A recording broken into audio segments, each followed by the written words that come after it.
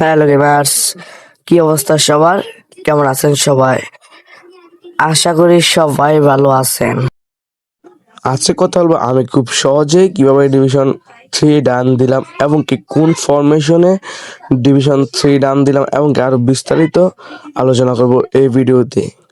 ডিভিশনে 3 বা 2 অথবা 1-এ ওঠার জন্য আপনার দরকার একটি ভালো ফরমেশন, যে ফরমেশন দ্বারা আপনি একটি ভালো গেম প্লে করতে পারবেন এবং কি আপনার একটা ভালো মানে নেট দরকার, যার জন্য আপনি ভালো গেম প্লে করতে পারেন এবং কি আপনার প্লেয়ারগুলো যেমন ভালো খেলতে পারে। কারণ নেট যদি আপনার স্লো হয়, আপনার প্লেয়ারও স্লো হবে, স্লো রান মেক করবে এবং কি স্লো সব কিছু হবে। আপনার যদি একটা ভালো নেট থাকে তাহলে আপনি তাড়াতাড়ি ডিভিশন 1 ডান দিতে পারবেন এবং কি আপনার একটি ভালো ম্যানেজার দরকার ফরমেশন অনুযায়ী। তো আমি এখন কথা বলবো ফরমেশনটা নিয়ে। হ্যাঁ, ফরমেশনটা হলো এটা, এই ফরমেশন দিয়ে কিন্তু আমি ডিভিশন 3 ডান দিয়েছি।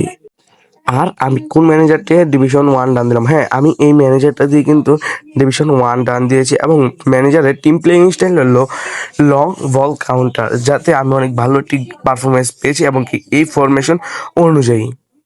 তাহলে এখন কথা হলো কনামির স্ক্রিপ্টেড থেকে বাঁচবেন কিভাবে, এমনকি এড়িয়ে চলবেন কিভাবে। হ্যাঁ, তো যখন আপনার সাথে আপনি যখন ম্যাচে ঢুকবেন, যখন অপোনার এটা দুর্বল প্লেয়ার পড়বে, তখন এমনকি আপনার থেকে যখন ভালো খেলে দেখবেন, এমনকি আপনার গোল শট যদি অপোনেন্ট আটকে ফেলে, তখনই মনে বুঝবেন অপোনেন্ট কনামির স্ক্রিপ্টেড চলছে। তখন কি করবেন? তখন গেম থেকে বের হয়ে গেম থেকে কতক্ষণ পরে গেমের মধ্যে ঢুকবেন, তাহলে আপনি কনামির স্ক্রিপ্টেড থেকে বাঁচতে পারবেন। তো আজকের ভিডিওটা এতটুকু। যদি ভিডিওটা ভালো লাগে চ্যানেলটি সাবস্ক্রাইব করা যাবে।